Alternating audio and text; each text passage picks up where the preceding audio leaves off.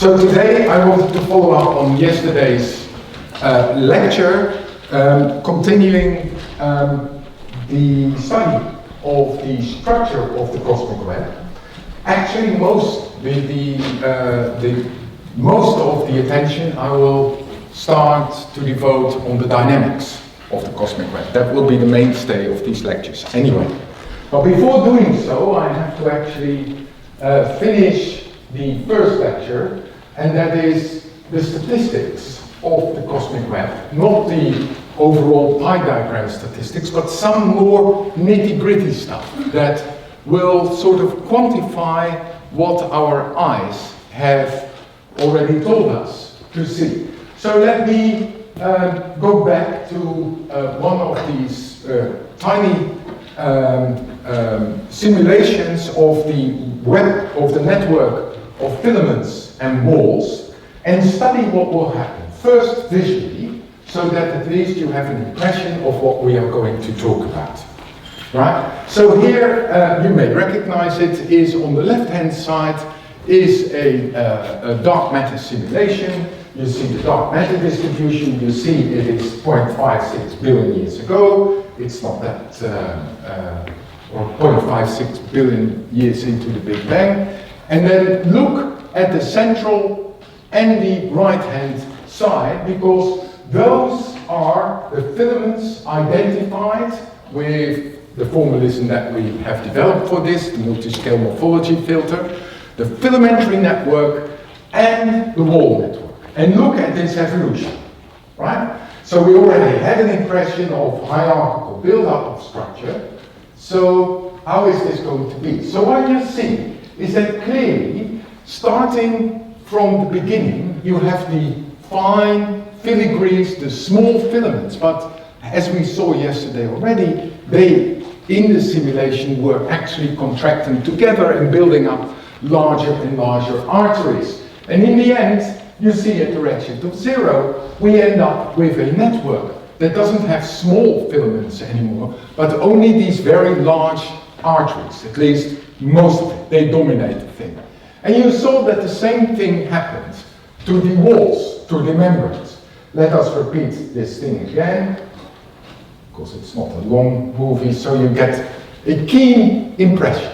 So what you actually see is that the length of the lanes, of the filamentary lanes, make the impression of actually decreasing in time. And we may wonder whether that is true, right? At the same time, we may wonder what is coming in place. Actually, we expect that the amount of mass in the filaments is growing, so that actually would suggest that the filaments themselves become more massive and probably also bigger, a larger diameter. So, is this true? That's basically some of the questions that we want to ask. Now, what I find myself always a keen illustration to appreciate yourself, what is going on, is to place yourself in one of the nodes of the network. And to get an idea, what does it mean to be embedded in the filaments and in walls around you? Now, so what you see here is 2 rows of iToF projections on the sky. They are taken from 2 different nodes in the network. And what you see is basically an evolutionary sequence starting at the redshift of 3.7, and you go down to a redshift of 0 from 2 different perspectives, right? It's a dark matter thing. Now, what do you see? You see, first of all, there is a difference. Not every environment is the same. You see the one on the left-hand side has more fine structure, a larger palette of small structures than the one on the right-hand side. In the end, you see that both of them end up in a distribution that on the sky looks like a ring. Now, use your imagination. You're sitting in a wall. You're sitting in a clump, and the clump is actually surrounded by a wall. How would this look like on the sky?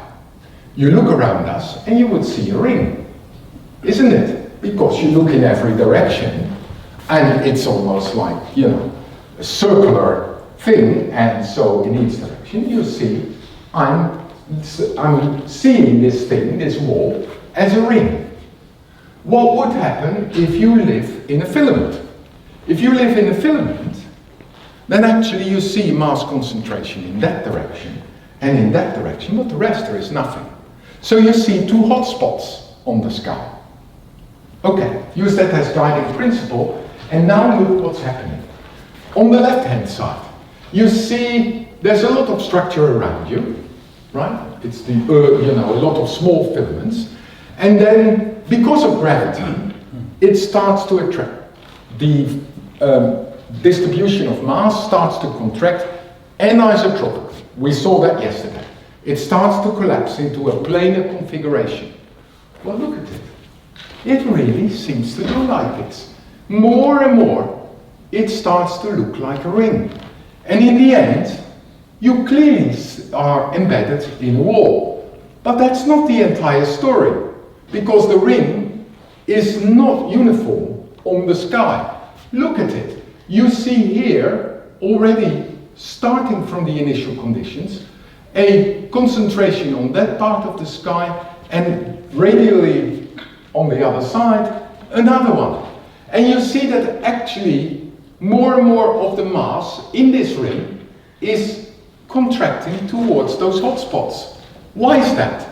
Well, you sit in this halo, and around you the thing is first, the mass concentration is first contracting to the wall, but in the wall is not homogeneous. You get the contraction towards the filament. So the wall itself starts to become more and more two hotspots on the sky. So it's a very nice way of appreciating what it means to be embedded in a wall, and in the wall in a filamentary region. On the other side, you see a halo where this already in the beginning is almost a homogeneous wall. So already at this very early redshift, it's solidly embedded in almost a homogeneous wall. And although in the wall here, you see that it contracts towards two opposite directions, so towards a filamentary impression, you see that the right-hand side remains more flattened.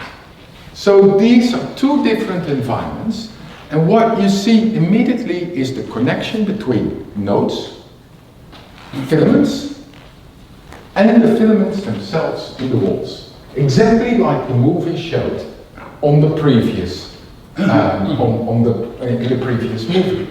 So what does this concretely mean? Let's go to some of the statistics.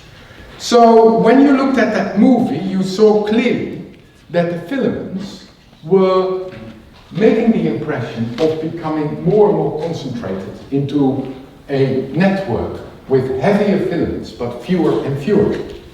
And you see that indeed, when you do the statistics, here we did the analysis, we identified the filaments, and we determined, you know, how much length does the filamentary network have, and we plotted this as a function of redshift. So you see that as from going from a redshift of 2 to 0, it is actually diminishing. So indeed, the filamentary network is becoming less and less and less.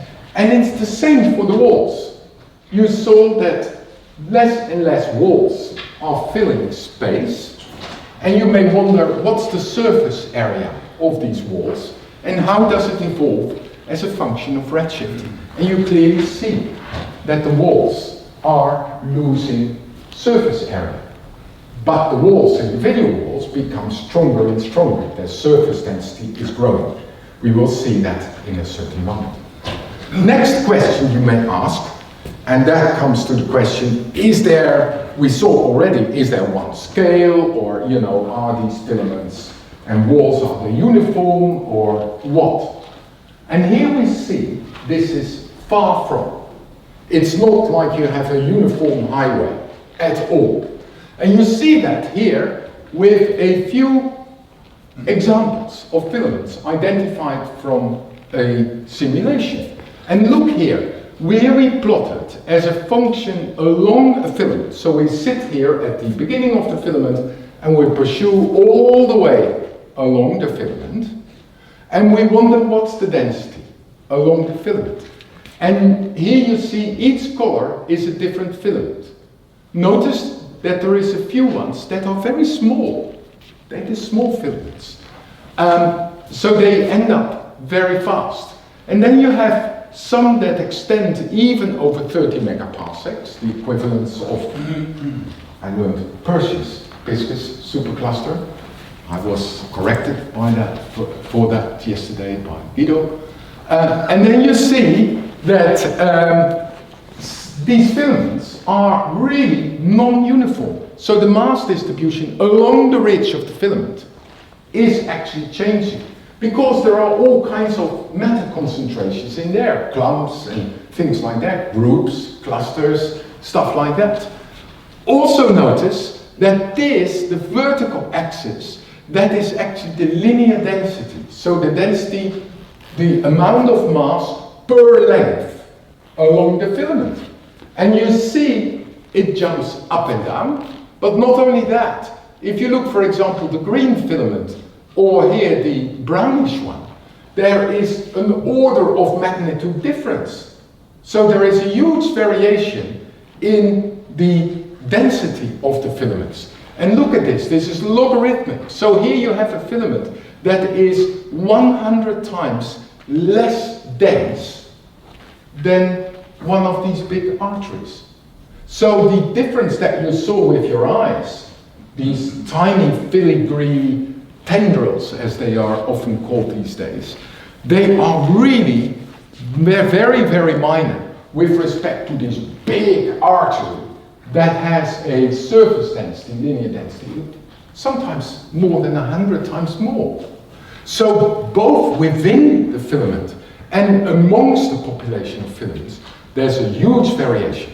And here you see it quantitatively confirmed.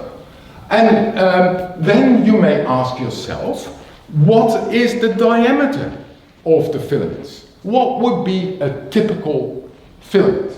Now, there are actually papers written that say, well, 2 megaparsecs is a typical thing for filaments. Oh, really? Let's have a look. Here you see some of them, and you see, again, we took some filaments. Here the axis is linear, so it's not that you jump orders of magnitude, but you clearly see there is quite some variation in diameter. Here you have some of these tiny ones with 1 megaparsec up to 2, but some of the big ones, 5 megaparsecs, 6 megaparsecs is not exceptional, right? And you see that the diameter also varies along the ridge of the filament. So there's no way you can sort of fit a network of tubes or something like that with a certain diameter. It clearly shows there's a huge variation. Now, another one that you may want to do is, of course, when we look at halos, clumps, we are often very interested in the radial density profiles, because actually there's a lot of cosmological information in there.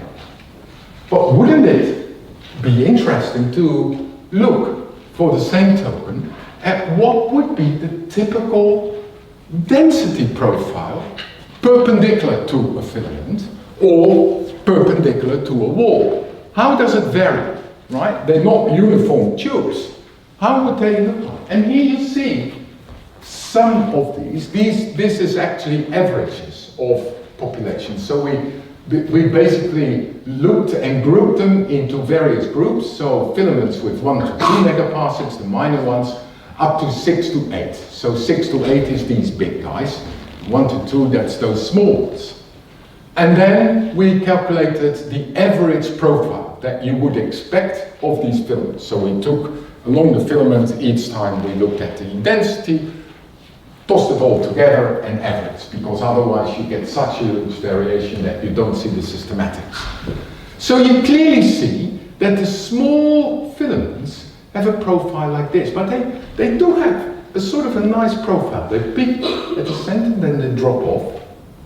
And very often the tiny ones drop below the average. This line is the average density of the universe.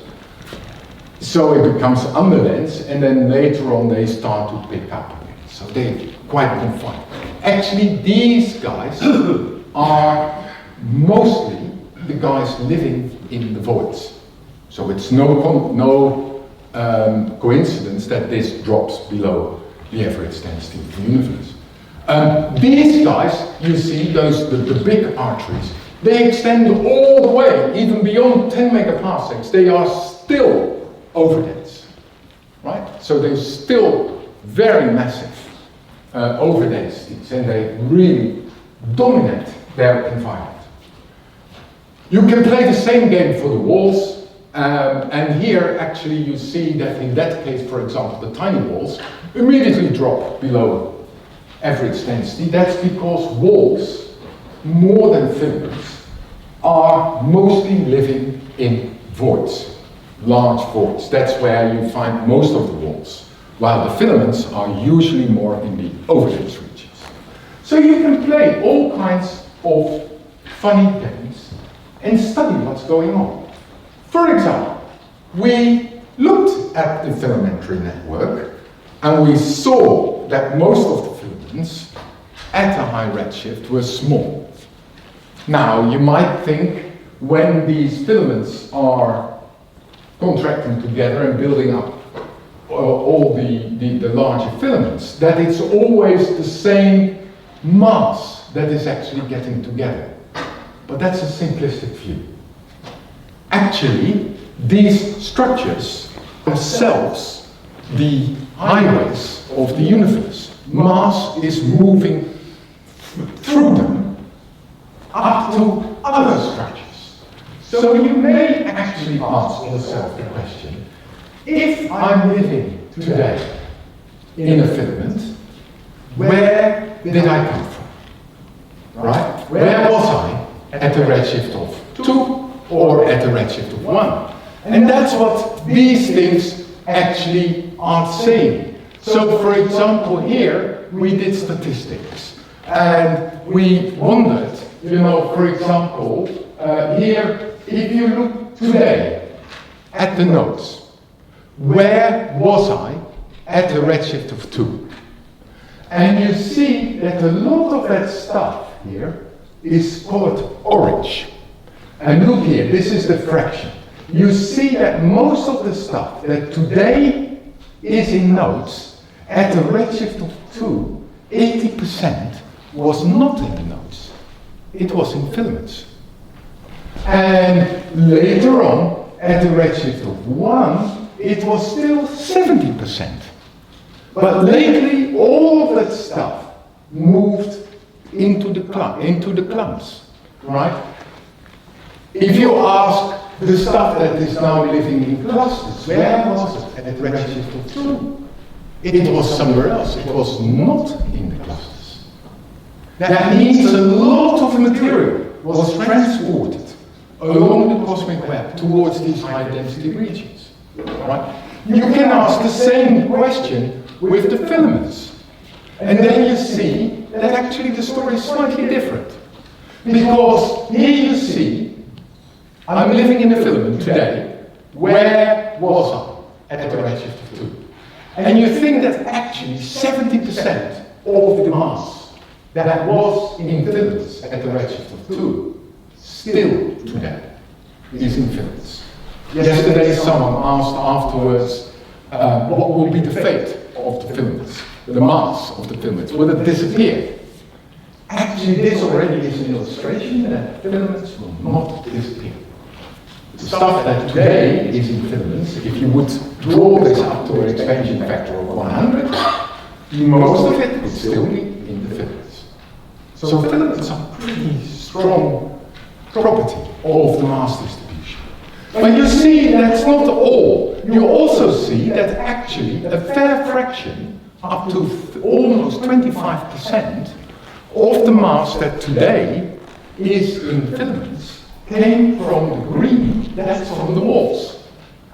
That actually you did see, right? Because that, remember the amount of stuff. right? The light of projection, you saw that the stuff that was in the walls around the halo was actually contracting towards a filament. That's these guys. Right? So you can also play the reverse game. So you could ask yourself, if at a redshift of 2, I am in a filament, where will I end up? That's what the right-hand side does. So here is the stuff that was in filaments, and you see indeed 70% that was at the redshift of 2, today is still in the filament. But a fair fraction of them, you see here this dashed line, in particular after redshift of 1, is moving in towards the nodes.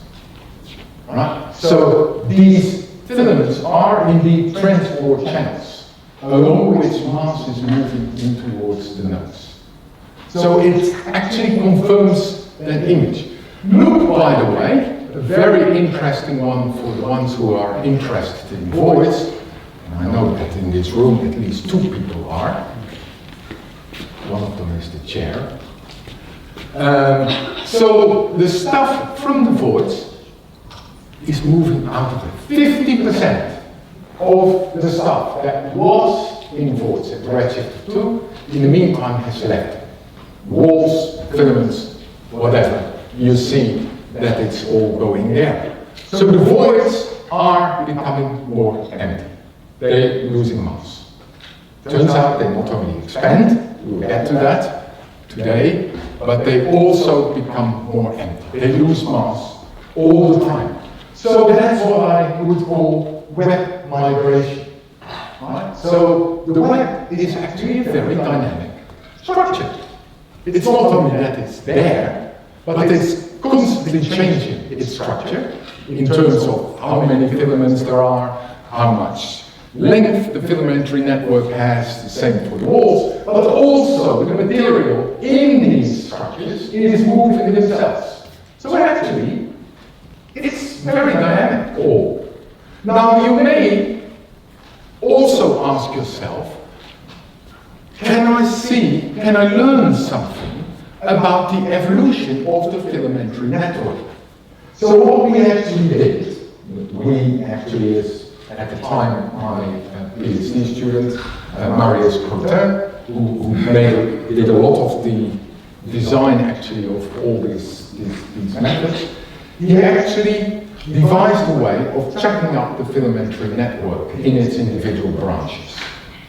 And then we wondered, how many long filaments there are, how many short, and how does it change in time? On a par with what we know that, for example, halos and galaxies are doing in a hierarchically evolving distribution. And you see here a plot of, at 3 different redshifts. Solid black is basically today, the redshift of 0, and running from basically redshift of 2, and you wonder how many filaments are there as a function of mass, so it's basically the mass distribution, as a function of mass. And you see that at high redshift, there is a surplus of small filaments. That's what we saw in the movie. And you wonder, what is happening? Now, you see on the small scale side, the curve is dropping. It's almost what you see with halos. You see the merging of small clumps into ever larger clumps and clumps. For those of you who are a bit further, perhaps you know about the projector formalism for describing hierarchical clumping. It's exactly what this apparently is for filaments too. Because at the same time, as you see that the small filaments are disappearing, you see the large ones are picking up. So this is actually the hierarchical build-up of structure. The small filaments merge into ever larger filaments. It's quite beautiful actually that the filaments behave in a similar way as the clumps.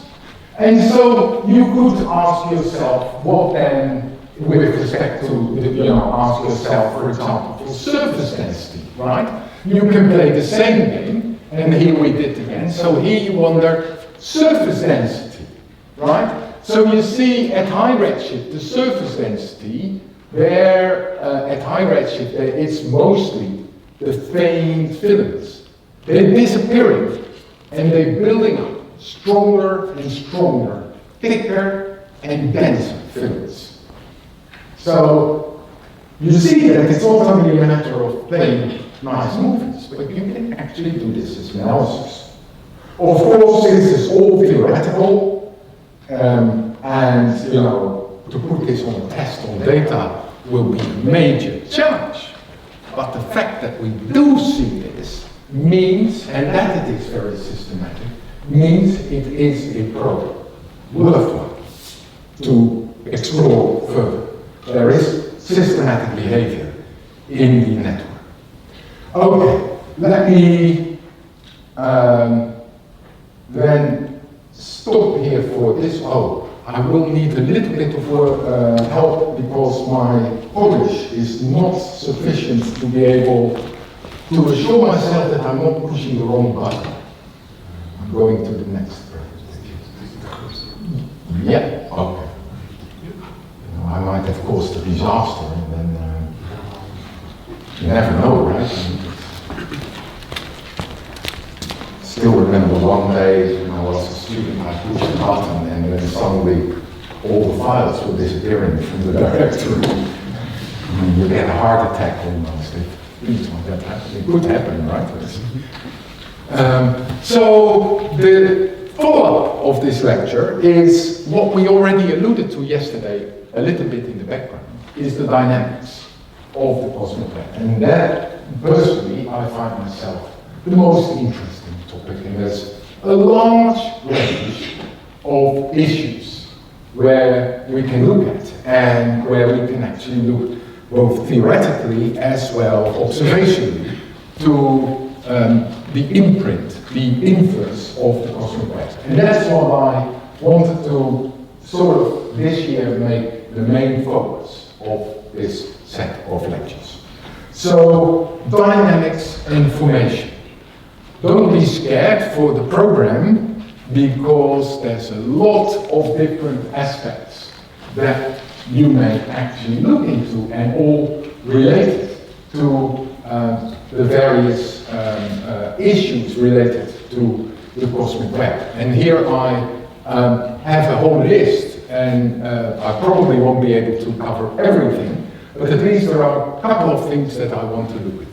First of all, dynamics, it sounds a little bit like extremely theoretical, and maybe not up to the test, but the first thing that we will do is look at manifestations of the forces and the strains, is the type of forces, in the cosmic web. There are a range of very interesting issues, and I will focus on 3 of them that will basically tell you what this is. Gravitational instability we talked about yesterday, including an anisotropic collapse, so that we already did. But I will come back again, emphasizing that this is actually providing the key towards explaining the connections, the nodes between the filaments, or at the ends of the filaments, how do you weave the cosmic web. Then, a new item on which a student of mine worked in the previous years, and that is answering a question that has not often been asked. We don't have these structures. We have the voids, we have the filaments, we have the nodes. Who here is the dominant constituent in terms of the forces? Who makes the filaments to form? Who is dominating the dynamics of the voids? And all these kind of things.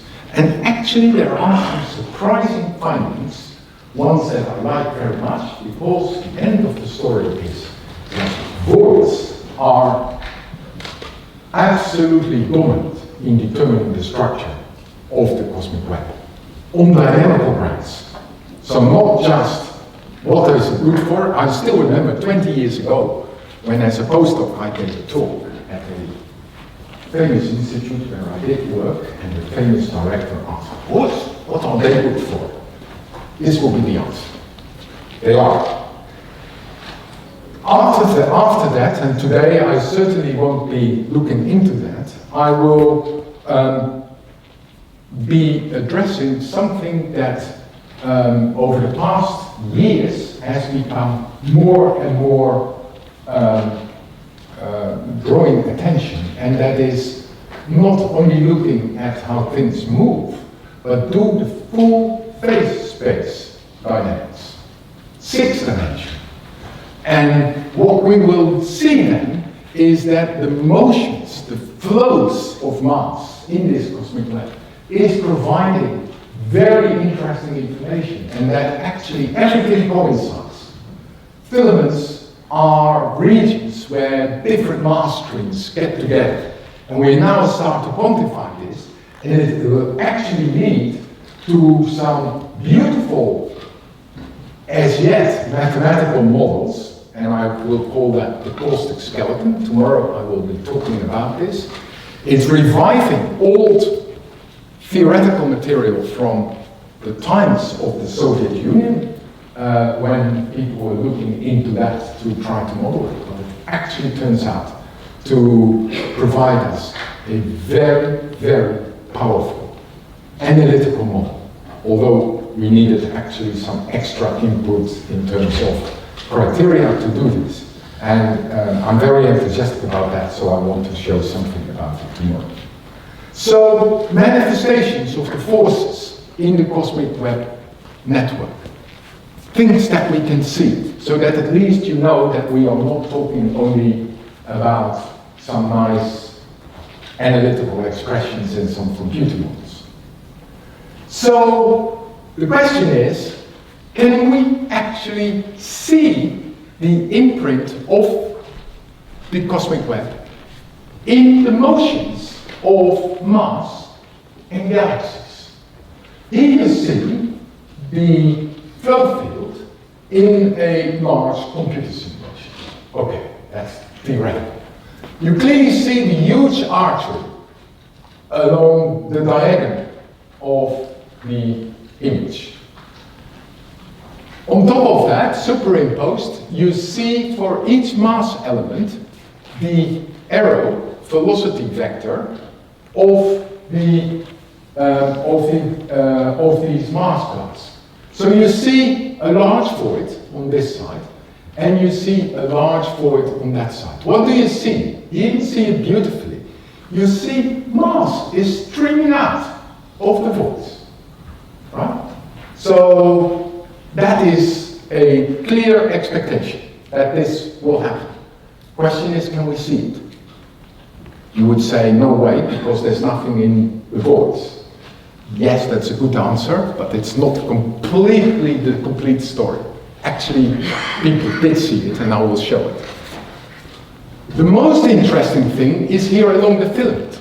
Now, you should know a little bit about weather maps and stuff like that if you want to make cheese out of this, we would say in Dutch. If you look well, you see that the flow field here starts to change. It's almost like we look at the atmosphere, right? So you see the stuff is moving out of the void and starts to curve along the ridge of the filament. See? Here. And in the end, it's moving towards this massive clump in the filament. Doesn't look this familiar? We discussed this at the moment, right? You saw in these statistics that actually you expect that mass is streaming towards the clumps, and from the voids it's actually streaming towards the filament. And here you see it at work. So what's the systematics? What do you do? Or what do the weather people do on the weather channel each evening? They actually make flow lines. Right? That's what you usually get, so that you see how the mass flows are going in the atmosphere, and this is exactly the same thing. Of course, the flow lines are very well defined, you know, they go parallel along the flow lines, and then you see what's going on. When you look at this, you see much more the systematics of the flows. Because clearly, for example, this by the way is another slice than the previous one.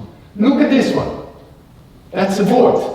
And you see the flow lines are moving away from it. It's not completely radial. That's because the void is slightly different in shape, but you clearly see what's going on. Now, for those of you who know anything about shear flows and those kind of things, here you see a saddle point in the flow lines. And you know what that means.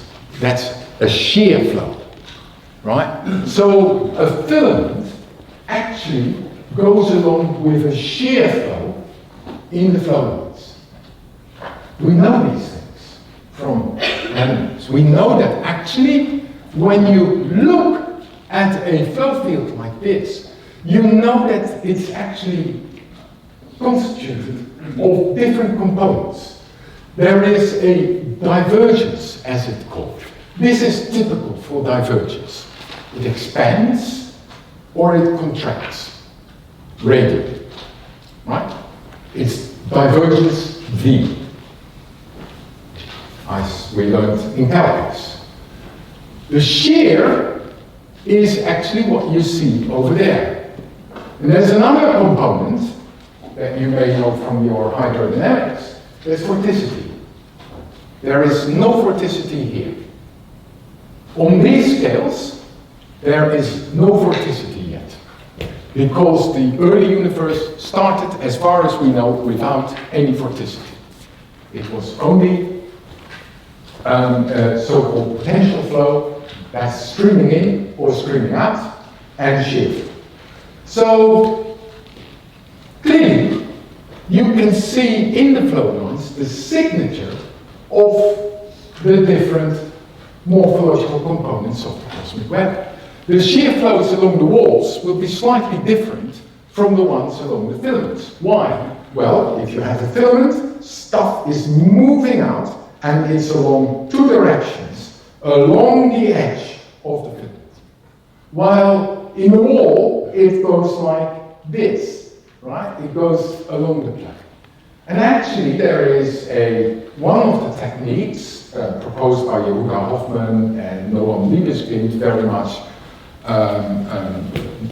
forwarded by them, is actually identifying the cosmic web signatures on the basis of the signature of the flow field, because they work with the flows in the distribution of mass.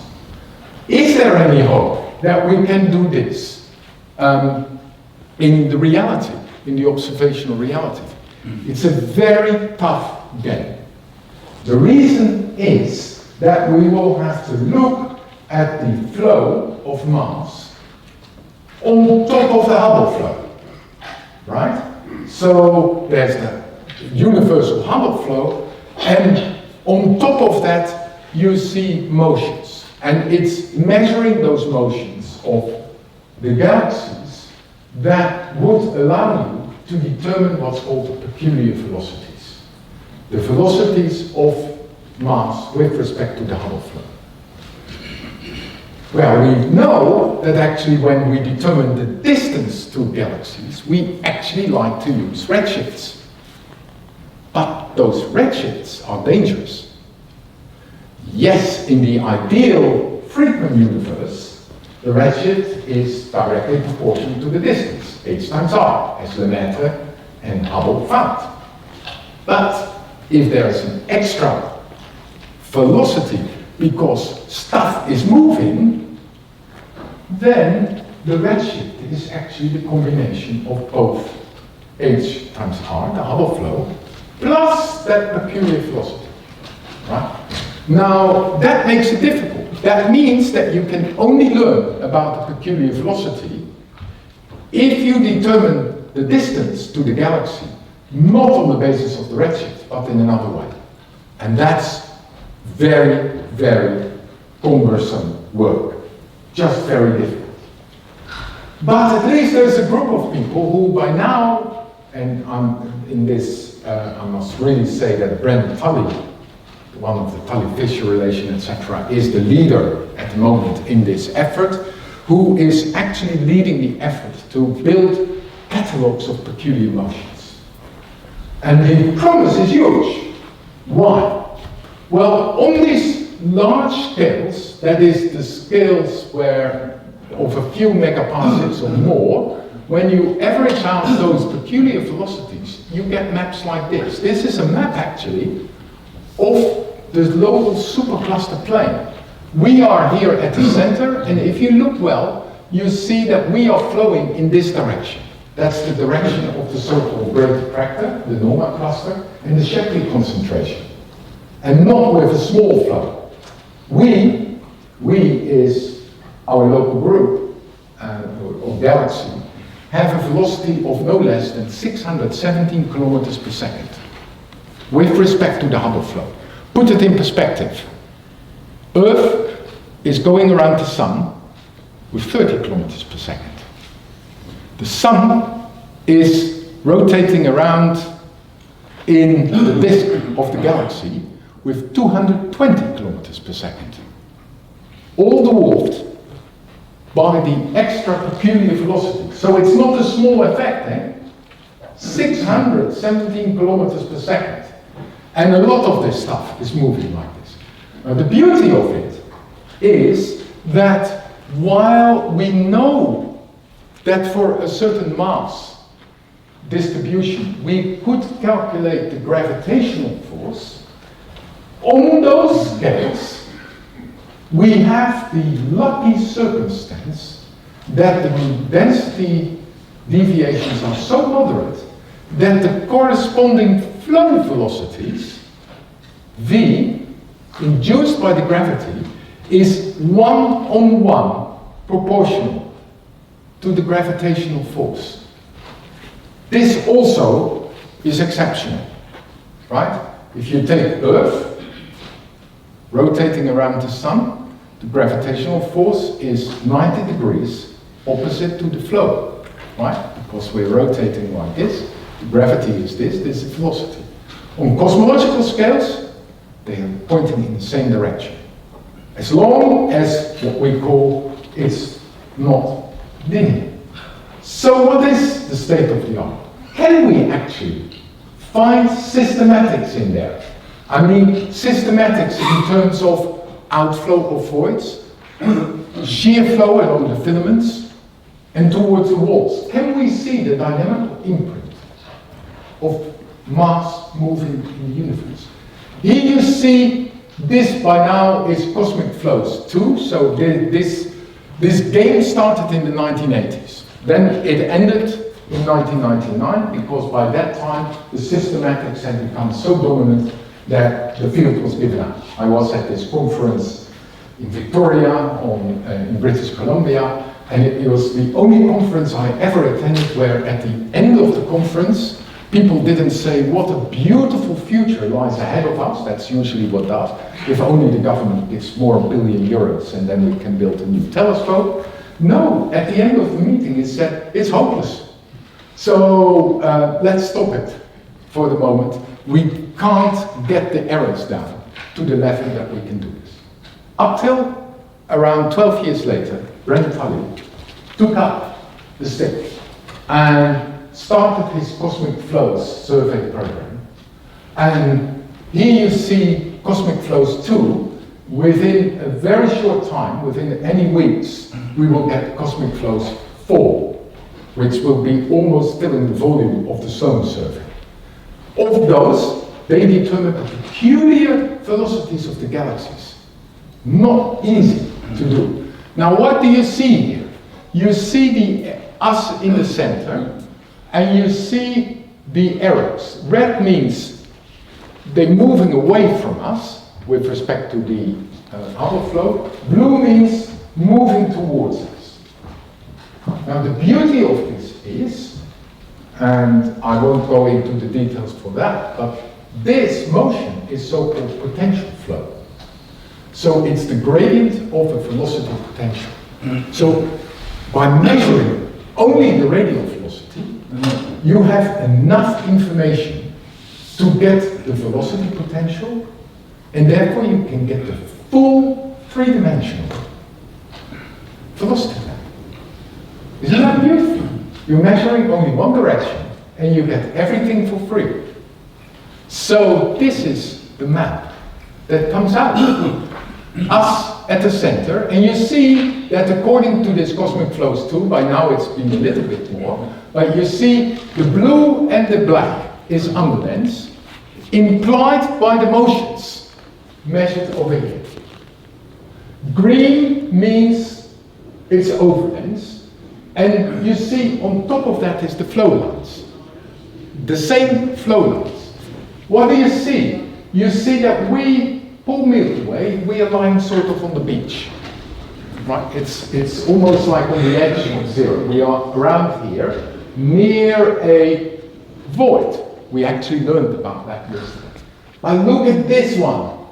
Isn't it beautiful? The shear flow along a filament. So you clearly see this stuff in the motions of galaxies in the local universe. So the imprint of the cosmic web. And I find this a totally beautiful map. Here they've got the flow lines in the local universe. Here is near us, near Virgo, right? Here's that local void. And here is Perseus Piscis, that filament that we learned about yesterday. And here this is not a map of the galaxies, this is a map of the flows of the galaxies. So you can actually see it imprinted. On the other side you get like Norma, which would be the center of the great attractor, and a lot of other structure that's going on. All this stuff, according to Brent Tully and Hélène Courtois and Yehuda Hoffman, is all part of what they say is the proper designation for a supercluster. It's basically the local gravitationally bound niche. And they even gave it a Hawaiian name called Laniakea. They even had Nature publications about this in which they said that if you have a full address, it should not just stop with Milky Way and local group, but you have to write in there as final thing Laniakea. That's where we live. Right?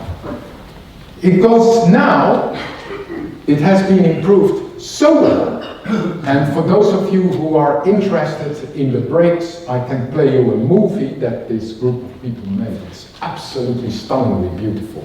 You see the flows in the local universe. Cosmic Flows 3 not only allowed this large-scale motion, they actually were able to go down to a few megaparsecs. Then they could see the streaming along the filaments in the local universe. So here you see the flow lines towards the clusters. So you see great attractor, indeed, it's attracting things. You see this cavity and you see how the stuff is moving out of it. So the three-dimensional image here, well, this you might have almost the impression it's something you can use for the barbecue, but it's not. It's basically the contours of the density map with on top of that flow through. So we can actually study the dynamics in the observational reality.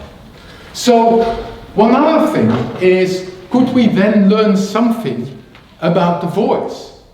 Could we also detect this outflow of the voids? At first you would think that's difficult because the voids, by definition, hardly contain any galaxies. When they're there, they're very small, and that means it's almost hopeless to determine the distance anyway. But sometimes you can actually be lucky and say, well, but don't we live near a void? And we do. We live on the edge of the local void. So what do you expect in this case? This is what you expect, right? This is what voids are doing. So this is what an underdensity is doing in the initial conditions. It looks like this. And what do you see? It's centered on a minimum in the density. You see masses flowing out of there. Structure inside the void is diminishing. The void becomes larger. And what you clearly see is that the mass concentrations around that void seem to be moving out. So, can we see this in these peculiar motions of the galaxies around the local void?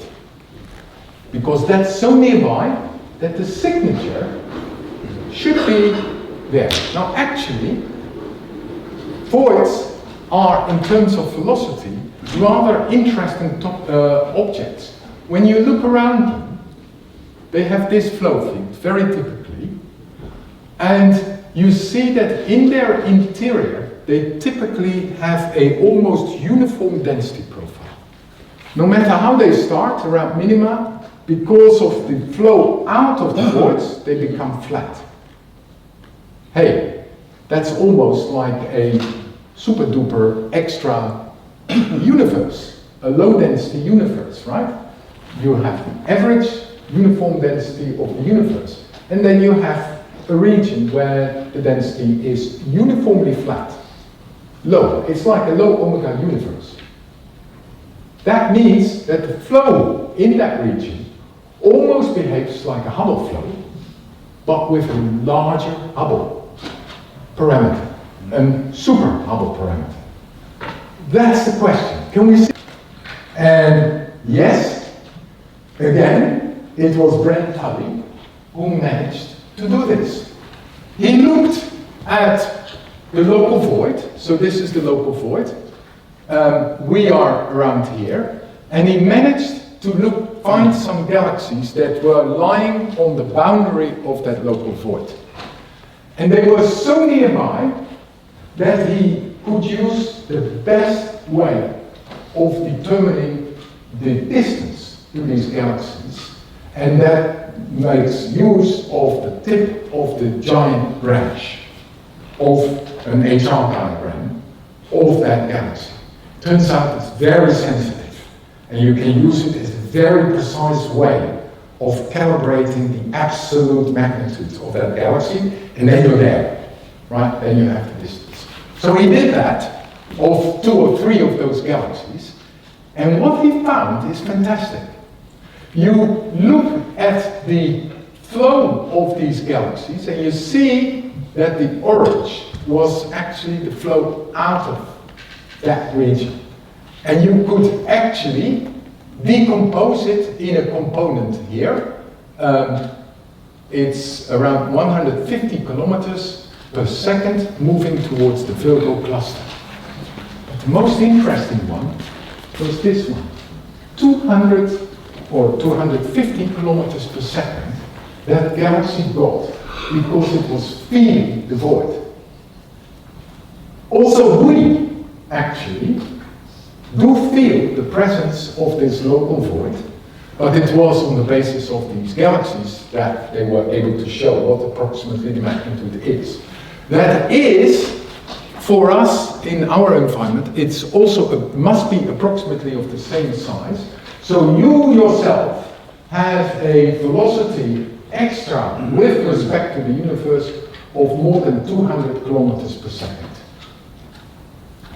You never will get a speeding ticket again if you explain this to a police officer. Right?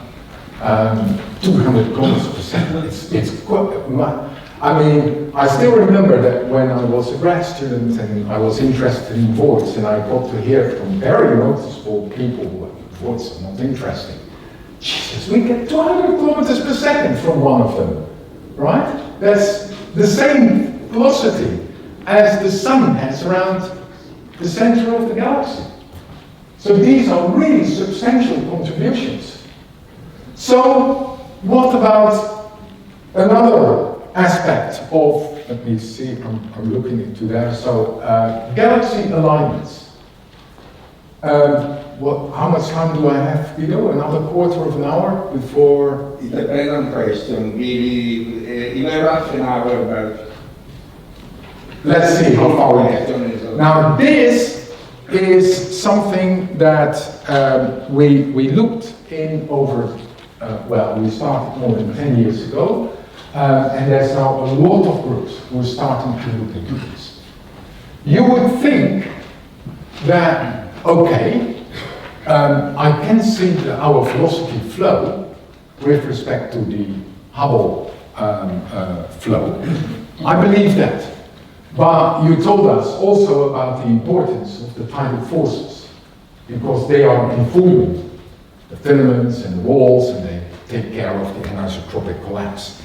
That's theoretical, right? You will never be able to test this. No, you can't. And it turns out that one of the nicest ways to look at this is to look at the alignments of galaxies, of in particular their rotation axis, with respect to the underlying large-scale structure. And by now it got to a level of accuracy that it even has been detected in the observations. And I want to tell about that because it's a beautiful imprint on galaxy scales of what is happening on the large cosmic web structure. Why is that? Why do we expect it? And where do we think the rotation of galaxies is coming from? Now, yesterday we already saw that the filaments in the walls were a result of tidal strains in the inhomogeneous mass distribution, right? You have an inhomogeneous mass distribution that takes care of an anisotropic force field. That took care of filaments and walls contracting anisotropically into flattened walls and elongated filaments, and the whole zoo of things in between. We saw this map. But there is something else. Galaxies, also in galaxy scales, feel the imprint of the same tidal force. How? How do they get their rotation? So, as a clump of dark matter and the galaxy inside them are contracting, they do feel this anisotropic force field. So, there is a force on this side and a force on that side. It's the same as in planetary dynamics, actually. If you're into planetary dynamics, maybe you ever heard of tidal locking, of the rotation of a planet. It's the same action, the force, the gravitational force on the front side and the back side. So that actually takes care of an efficient, of a torque, right? It's like this thing that you have, as children do. They give these, we call them in Dutch tolls, I don't know the English thing, but you can swing them around and that's how they start to rotate. That's actually what's happening on these large scales with the contracting clumps that in the end will be galaxies. They actually, because of these difference in gravitational force, this tidal force, start to rotate. That's where they get the rotation from. Now, but it is the same tidal force as the one that is producing the filaments. It's actually the large-scale tidal force that is most effective. It's the force that is still working when this thing is still expanding, but less than the rest of the universe, and then it stops. At that moment, it should actually already have gotten the major share of angular momentum. What does that mean? That means that when you look at the rotation of galaxies, in particular the direction in which they rotate, you should be able to probe the tidal force field that was actually producing the filaments. So can we do that? And then actually it turns out, indeed, and that has now been discovered, that there is a very close link between them. Although it's hard excavations. You don't easily pick it up. It's a net effect. You have to do to produce it. You have to do a lot of work. So everything depends on the following. This is a bit of theory. I won't go into very much detail, but it gives you an impression of how things work. When you look at the angular momentum L that a body obtains when there is a tidal torque working on them, it depends on two things. The flattening of the object, when it's purely spherical, it won't work that well. When it's elongated or something like that, it may start to rotate. So that's the inertia tensor that tells you the shape and the density distribution of the object. And this is basically the tidal torque, right? It's a tidal field. So that establishes the relation. You need to know two things. The tidal force, and that's the same one as that was producing the cosmic web. So if you would be able to map that thing, then you could actually get an understanding of the tidal forces. And then the shape of those things. Now, in 2000, Jung-Moon Lee from Korea and Willie Penn from Canada looked into this. And they looked and they did an analytical calculation of what you would expect when the tidal force would be exactly the one that you would need to contract into a filament. And what they saw is that actually what you expect is that there is a correlation with the angular momentum and the tidal force. That means you actually expect them to be directed in the same direction, an alignment. Actually, with filaments, you would expect that the rotation of a galaxy has the tendency to be perpendicular to the axis of a filament. That's what you would expect. You can do the sum. For those of you who want to do something after going to the disco or something like that, try. You can actually calculate that that's what you expect. To be fair, the distribution around it is huge. So it's really, you need thousands of those things before you start to see it. But you can. And here you see one of the first imprints where we actually found that this was actually true.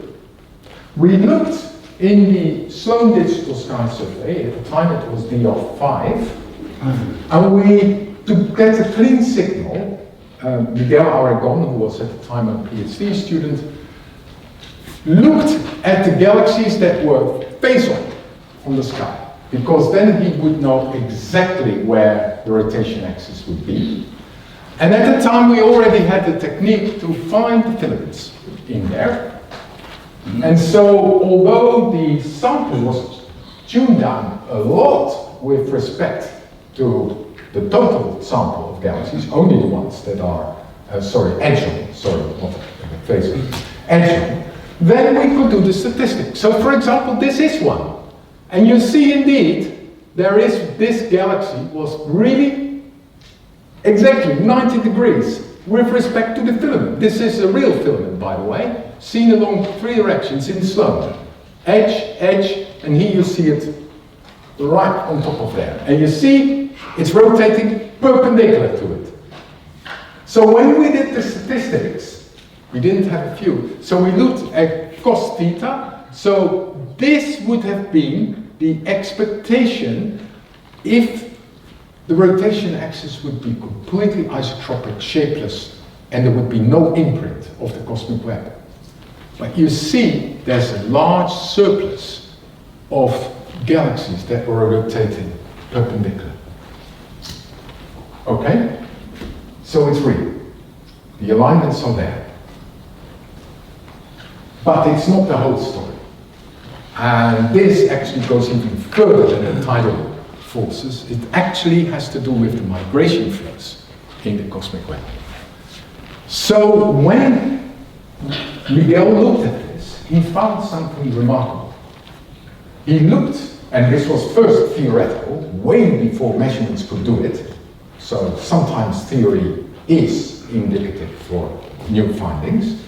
So what he found is that actually the alignment of the rotation axis is dependent on the mass of the galaxies. The low mass galaxies do not rotate perpendicular to the filament axis, they actually rotate parallel. And there is a continuum, and only the most massive ones are rotating as they should be by torquing. And the question is, where does this come from? Here you see basically what's happening. Here we actually identified filaments, and we looked at the rotation axis. This is it's in the P-millennium simulation, and you see a lot of them are actually parallel along it. So what's going on? Can't we use anymore the rotation axis to probe the tidal force field? And there is a lot of activity at the moment going into this, because this phenomenon is known as, by now, by the name of spin flip. So it says that when, and here you see actually the paper from 2007 where we found this, when you see that for low mass galaxies there's a tendency to be parallel, the high mass ones is a tendency to be perpendicular. Now this was a very rough first finding. By now, look at this. And there's a range of studies. Here is a lot of, there's the French group around Codicin, etc., who have been looking into this, and a lot of theoretical work on this. And I think tomorrow you will hear more about that too. And there's a lot of people have been looking, and lately it even has been found by Charlotte Welker here in the SUM survey, integral field unit. They indeed found that it's true. The small guys are rotating like this, big guys are doing that. And here you see it. I mean, here we see 6 different mass spins where you see basically the distribution in rotation angle with respect to the filament. And you see that indeed the small ones have a tendency to go to cos theta 1, that is parallel. While if you go to the largest mass ones, here you see it, it goes this way. So there, most of the galaxies are rotating perpendicular. Right? So the story is augmented. Now, it depends also, turns out, on the nature of the filaments. So, if you take, for example, filaments that you look by density, by your eyes, you see that there's a systematic behavior. So the ones, the small ones are here, they're parallel, and the ones that are very massive are perpendicular. But if you look only at the arteries that are dominating the flow field, as the V-web technique by Liebeswinter, etc., then you get the same effect, but it's shifted towards a larger mass. That indicates that, so here you include the small filaments, and this is only the big filaments. So it even depends on the nature of the filaments, right? And it's fantastic that indeed this has been found now in the data, so we can actually explore all of this. So here, for different populations of filaments, actually, that it depends on the thickness of the filaments. So the small filaments do affect this, but then it's only for the smallest galaxies, while the thick ones are heavily influencing a major share of the galaxies and the halos. Now, I have to be fair, these results are done for dark matter halos. So it's a P-millennium simulation dark matter halos. You may ask, can you see it in galaxies? So we also did it in Illustris and Eagle. To be fair, you do see it, but it's much weaker. So how it works out in the observation reality is going to be even more difficult. So, but you do see, nonetheless, as a function of filament diameter, there's a clear mark in the rotation axis of the filament. The thicker the filament, the larger the transition mass, where you go from parallel to perpendicular rotation. In all, the conclusion is that by studying the rotation, the alignments of the galaxies with respect to the underlying mass distribution, there is a lot to be learned about the dynamics, about both the tidal torques as well as the inflow of the filaments. And the story clearly is that the dynamics of the cosmic web is not just an academic theoretical exercise. It's clearly something that we can look at in the sky and try to get hold of. Now, what shall we do, Lido? Shall we continue or? Yes, go ahead, but you have 5 minutes for the question. Shall I? Okay, I'm gonna. This we had yesterday already, so I'm going to do the inventory of this we saw yesterday. So we attended up. This we also did, and I want to go to the cosmic web inventory.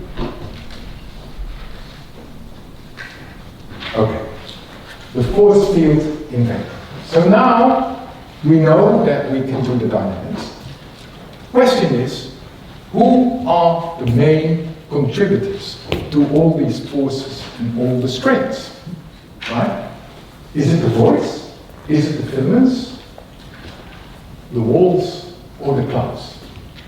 And actually, the running hypothesis is that it's in particular the clouds that are causing the anisotropic tidal force field that is forming the cosmic web. The message is, it's not true. So why is it not true? Well, a student of mine, Roy Kuhl, did an analysis. And he used our method to distinguish between the different components of the cosmic web. So what we did is we looked here in a simulation and we identified in there with our Nexus MMF technique the walls, the filaments, the voids, here's the void regions, and here are the clouds, the cluster nodes. And then we wondered, in the same way I described before, what would be the resulting force working at one particular location by the combination of all the voids. Because we basically dissected the mass distribution in a void field, a filament field, a wall field, and a cloud field. And we could easily calculate the force field, right? So you only need the densities in the voids. So you take all the void regions and you say, okay, I measure there the delta, and then I add all the void regions up at this location, and I ask myself, how much of the total force that I feel is from the void? It's not unlike this study analysis in the local universe. How much do I get from the local void? Well, then from all the voids together. Right? And you can do that the same for only the filaments, or only the walls, or only the clouds.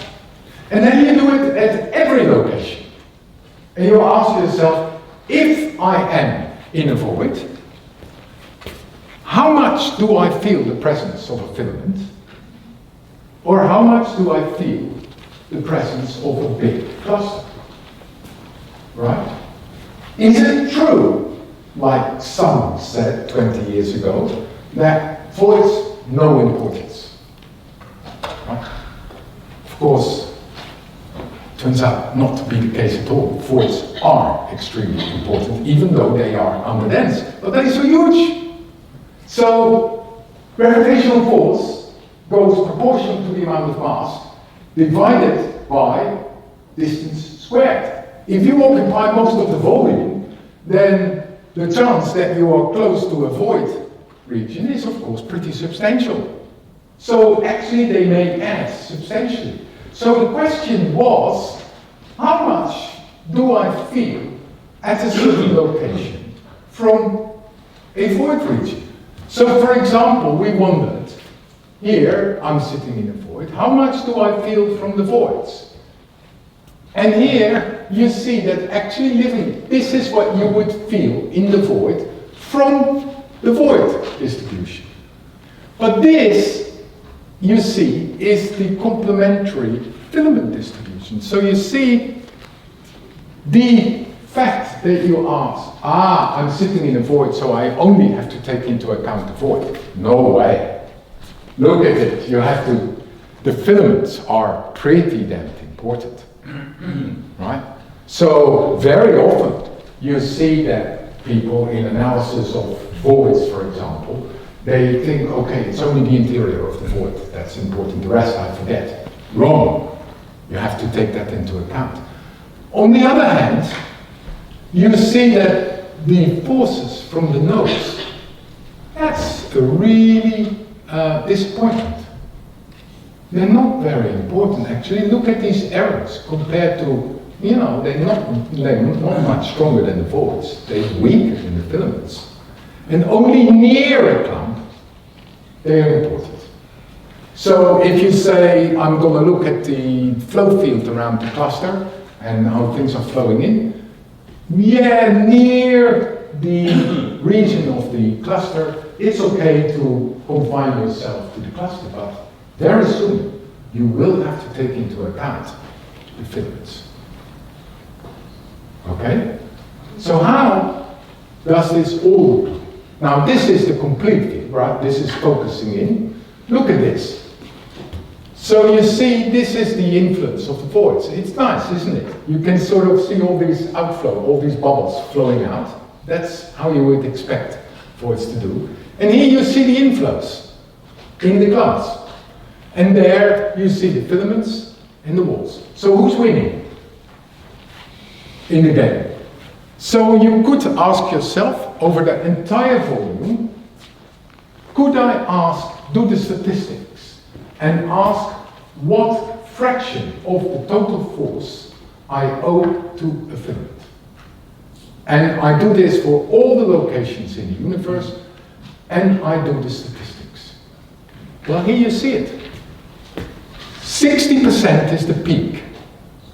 So you see here is the contribution by filaments. So if you do your analysis over the entire volume, you see that for most locations, filaments are your main contributor.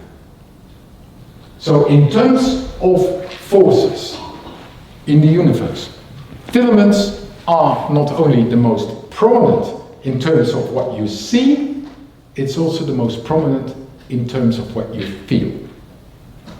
Okay?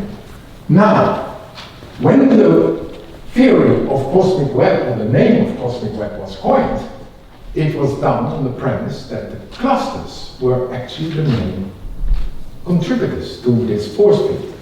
Really? Look here. This is the contribution of the voids, peaking around 20%. And the nodes is this. Hey, isn't that interesting? It peaks around 15%.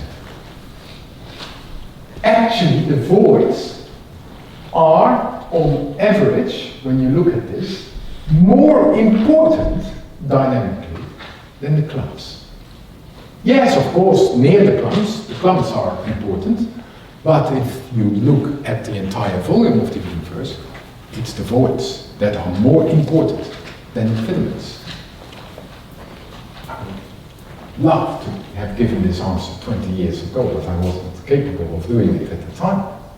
This gives a different view, isn't it, of how things are.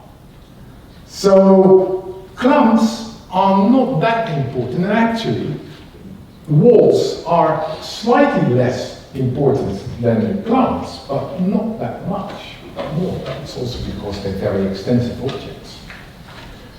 You may ask yourself, okay, what then in terms of time? Because yes, that might be true today, but these filaments came from somewhere, and you actually should have looked in the initial field, although yesterday we saw that actually in the initial field you can already see the imprint of the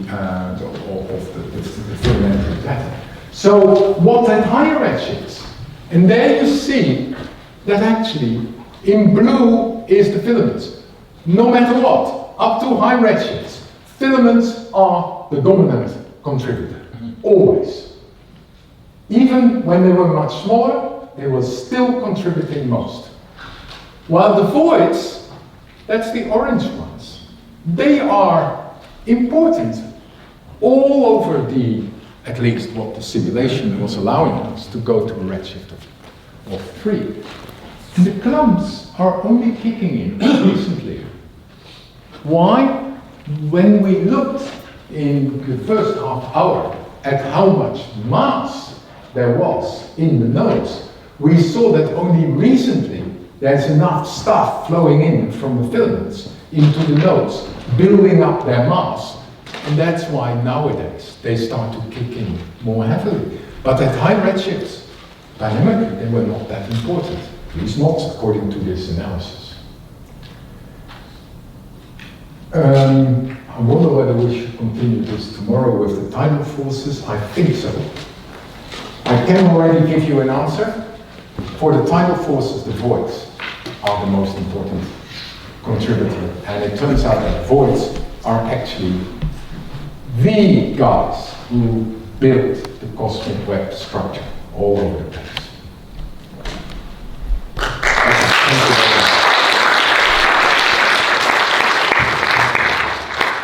Okay, we got a very nice talk in the universe. And now, open for questions. There must be very many questions. You go, okay, how many? 1 or 3? 1. Yes, thank you very much for such an interesting and detailed talk. I want to discuss the influence of the bulk flow on the dipole of CMB.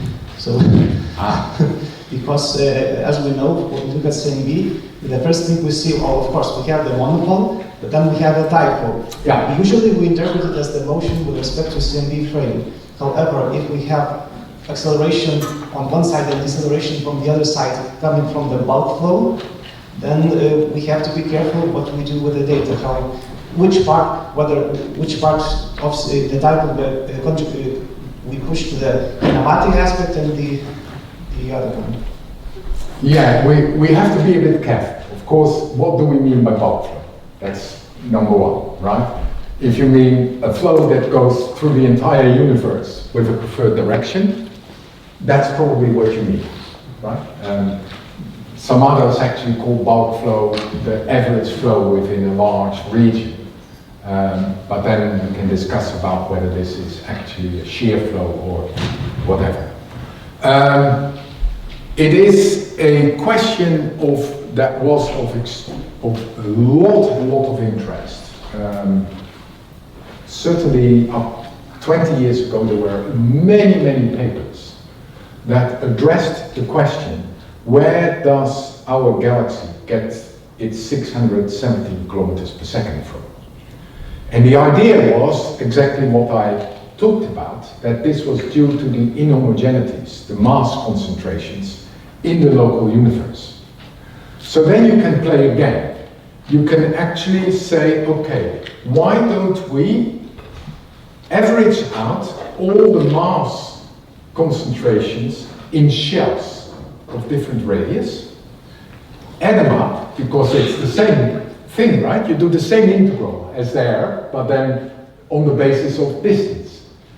And then I would expect that at some stage I should be picked up to 670 kilometers per second in exactly the right direction of the CMB dipole. They got there up to 90%. Would you agree on that, Guido? It's in that order. And it was that last 10% they never nailed down.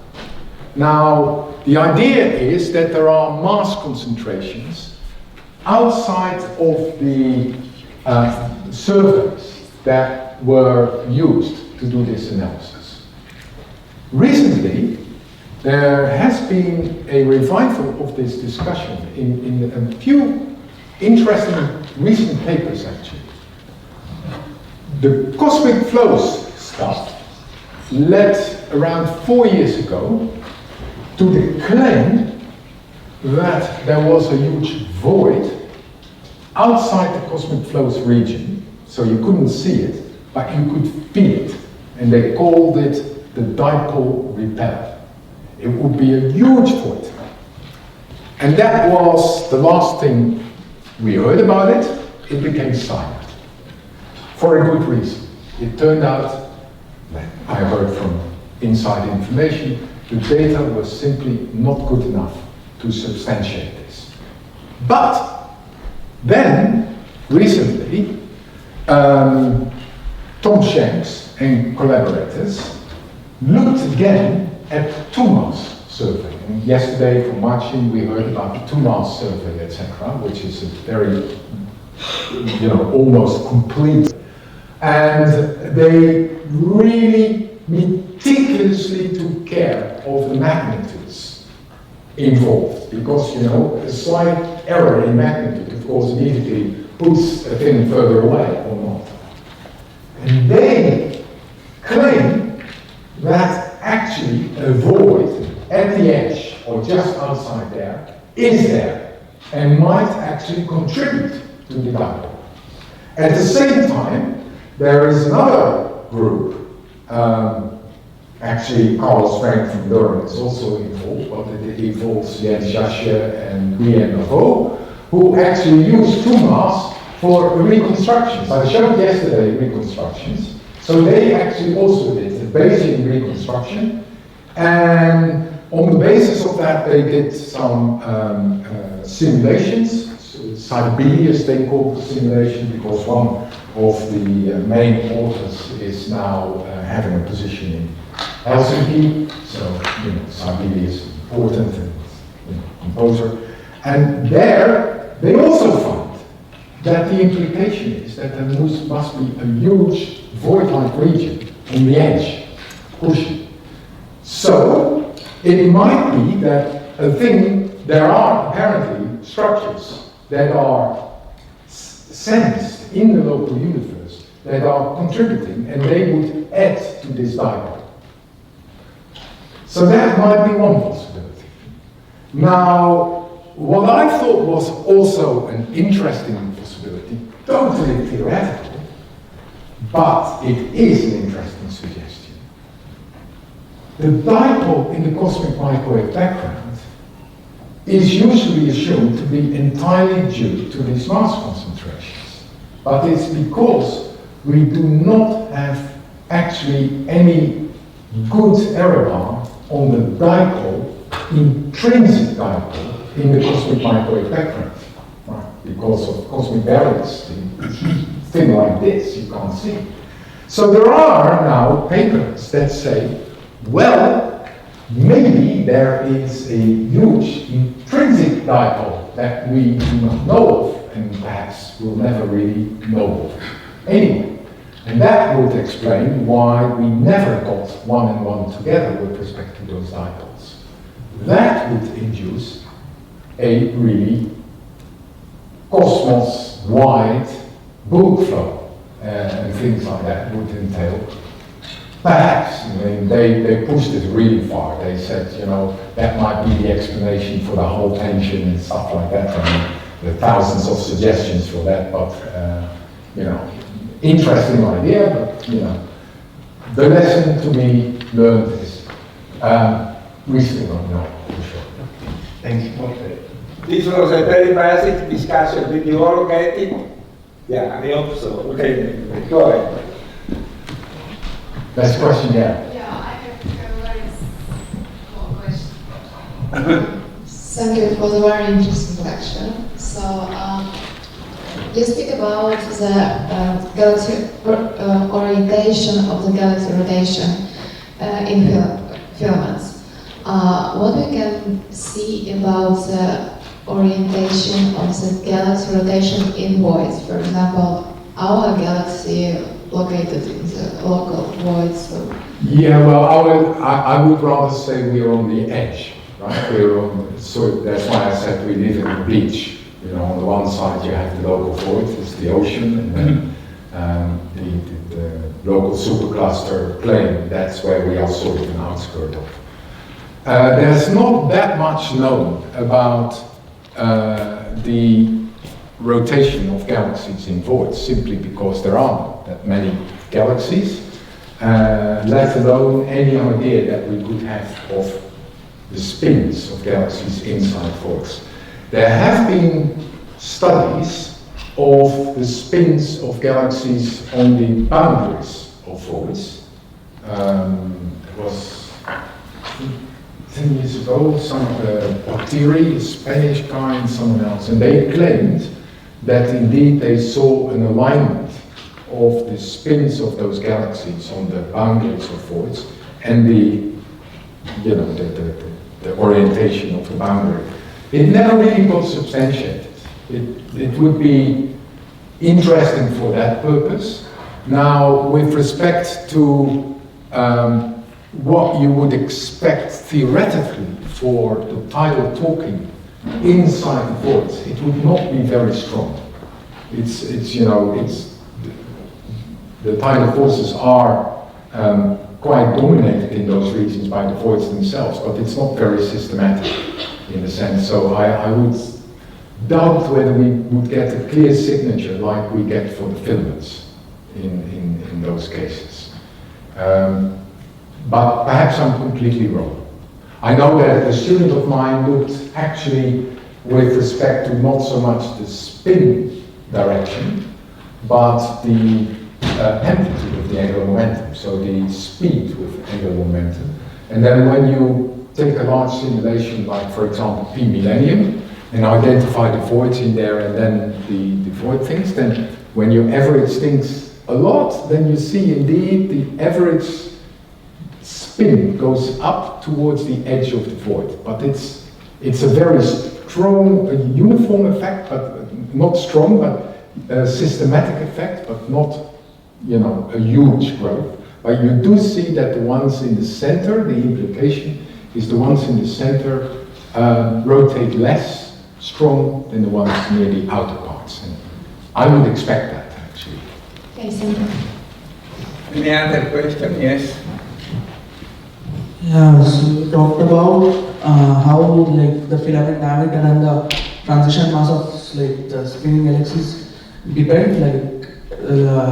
As we get to larger filaments, the transition mass becomes more, and I couldn't understand some kind of intuition behind it. As we have smaller filaments, and you are completely right on that, because I have a part question on that. Okay. Yeah. So as we have smaller filaments, why should it be that case that the particular axis of rotation of the particular axis of the filament is the axis of spin of those galaxies inside that filament for smaller masses, and not the same for those same masses in a larger filament? Yeah. So the point is that this is a direct indication that on top of the tidal talking, there is another influence on the alignment of those galaxies and of those halos. And it's quite likely has to do with the inflow of the mass along the filaments, because it's anisotropic. So what you see is that in the filaments, mass is flowing in. So it has a preferred direction. And so what's probably happening is that these small guys actually get some contribution of the mass flowing in along the filament, and it has a rotation in that direction, then they tunnel in this direction. Now the inflow in the thick filaments is a lot more substantial than in the thin ones. So the thin ones keep more their perpendicular direction implied by the torque, while in the thick ones, they boom, go like this. And that's why, but it's, it's sort of hypothesizing of what we saw in those simulations, but clearly, if you only invoke the tides, the tidal torques, you are not taking into account the entire picture. There is something else going on, and it's probably the inflow. All right. Yes. First, thank you for the second interesting lecture. I have a question about voids, about the mechanism behind that they are growing larger. You've said that they are acting like like locally they are acting like empty universe. Is Underdense universe. Excuse me? Like an underdense universe. Yes. Is this the same mechanism which is the same mechanism behind the growth? Is this the I can ask. Take your time. Is this the same mechanism behind the growth? Is it as it is for expanding the universe, or? Well, it's gravity. It's simple gravity. So what so what happens is the universe is expanding, and of course gravity is the main force in this. That first led to the slowdown of the expansion. Now dark energy takes up its accelerator. Now in the lower density regions, voids, there is less mass. So when you look at the forces, there the attraction is less. So the slowdown, the original slowdown, because of mass, is less. So it keeps on expanding faster, like a underdense universe would do. So that's why it looks like, with respect to the surrounding universe, it looks like they expanded, right? It's not anything like what sometimes people ask, are they repulsing or something like that? They're not repulsing. It's just a net effect. It's because there's less mass, so they grow faster than the average universe. Only an isotropy in... I don't want to confuse you too much, but that's what the general story is, that voids will grow with respect to the rest. That's actually only half of the story. There are actually plenty of voids that will collapse and contract. But I don't want to confuse you too much with this. Maybe tomorrow I can say something about this, but it's a very interesting effect. It's the voids that grow, and you saw them, they're big, underdense guys, but there are plenty of small ones that are disappearing from the sea.